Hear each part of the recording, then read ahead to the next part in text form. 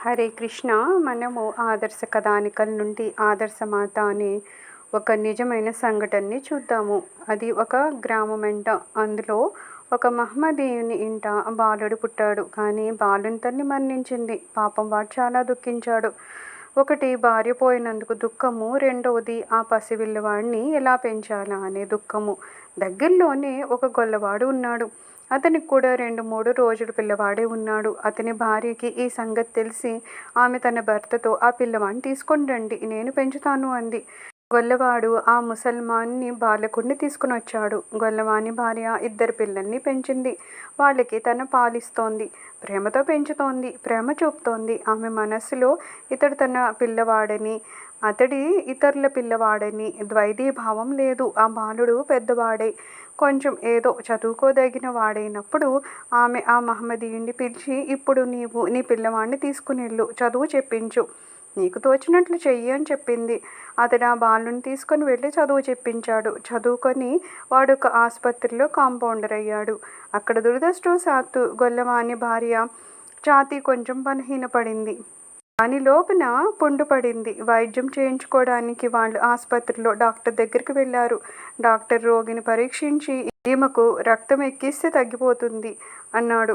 రక్తం ఎవరిస్తారు? పరీక్ష చేయబడింది. ముసల్మానుని కొడుకు కాంపౌండరే ఉన్నవాడు ఆ ఆసుపత్రిలోనే ఉన్నాడు. దైవయోగం వలన అతని రక్తం కలిసింది. ఆ తల్లి మాత్రం అతన్ని గుర్తించలేదు. కానీ ఆ పిల్లవాడు ఆమెను గుర్తించాడు. ఈమెయే నన్ను పెంచిన తల్లి. చిన్నతనంలో ఈమె పాలు త్రాగి పెరిగాను. ఆ కారణం వలన రక్తంలో ఏకత్వం, ఒకే గ్రూపుకు చెంది ఉండడం ఏర్పడిందేమో అని అనుకున్నాడు. డాక్టరు ఇతని రక్తం ఎక్కించవచ్చన్నారు. నీవు రక్తం ఇవ్వగలవా అని అడిగాడు. అతను, నేను రక్తం మాత్రం ఇస్తాను, కానీ 200 రూపాయలు తీసుకుంటాను అన్నాడు. గొల్లవాడు అతనికి 200 రూపాయలు ఇచ్చాడు. అతడు కావలసినంత తన రక్తం ఇచ్చాడు. ఆ రక్తము ఆ తల్లికి ఎక్కించారు. దాంతో ఆమె శరీరం బాగుపడింది. ఆమె తన ఇంటికి వెళ్ళిపోయింది. కొన్ని రోజుల తర్వాత ఆ పిల్లవాడు గొల్లవాని ఇంటికి వెళ్ళి 1000-2000 రూపాయలు తల్లి పాదాలకు కానుగ్గా సమర్పించి, మీరు నా తల్లి, నేను మీ బిడ్డనే, మీరే నన్ను పెంచారు, ఈ రూపాయలు మీరు తీసుకోండి అన్నాడు. ఆమె తీసుకోవడానికి తిరస్కరిస్తే, ఇవి మీరు తీసుకోవాల్సిందే అన్నాడు. అతడు హాస్పిటల్ సంగతి జ్ఞాపకం చేశాడు. ఊరికే ఇస్తే రక్తం మీరు తీసుకోరు, తీసుకోకపోతే బతక, అందుకని నేను రక్తానికి 200 రూపాయలు తీసుకున్నాను. నిజానికి రక్తము మీదే, మీ పాలతోనే నేను పెరిగాను. అందువలన నా ఈ శరీరము, నా సర్వస్వం కూడా మీదే. నా రూపాయలు నిష్కల్మషమైన సంపాదనగా వచ్చాయి. మీ దయ వలన నేను నీరుళ్ళు వెళ్ళి కూడా తినను. అపవిత్రమైన మురికి వస్తువుల మీద నాకు అరుచి ఏర్పడింది. కాబట్టి ఈ రూపాయలను తీసుకోవాల్సిందే అని చెప్పి అతడు ఆ రూపాయలనిచ్చాడు. గొల్లవాని భార్య చాలా శుద్ధమైన భావం కలది. ఆమె పాల ప్రభావం వలన ఆ పిల్లవాడు ముస్లిం అయినప్పటికీ అపవిత్రమైన వస్తువులు తినడం లేదు. మీరు ఆలోచించండి, ఎంతమంది తల్లులున్నారు, అందరూ తమ తమ పిల్లల్ని పోషిస్తున్నారు.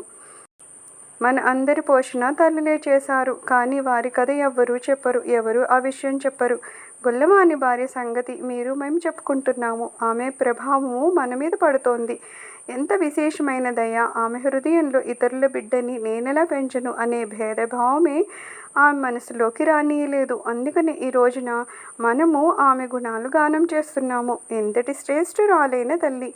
ఆమె ఇతర బాలుని కూడా పెంచి అతని తండ్రికి అప్పచెప్పింది. తన పిల్లల్ని పెంచడం అనేది కుక్క కూడా చేస్తుంది. ఇందులో విశేషమేముంది? సర్వం శ్రీకృష్ణ చరణారవిందార్పణమస్తు. లోకా సమస్తా సుఖినో భవంతు.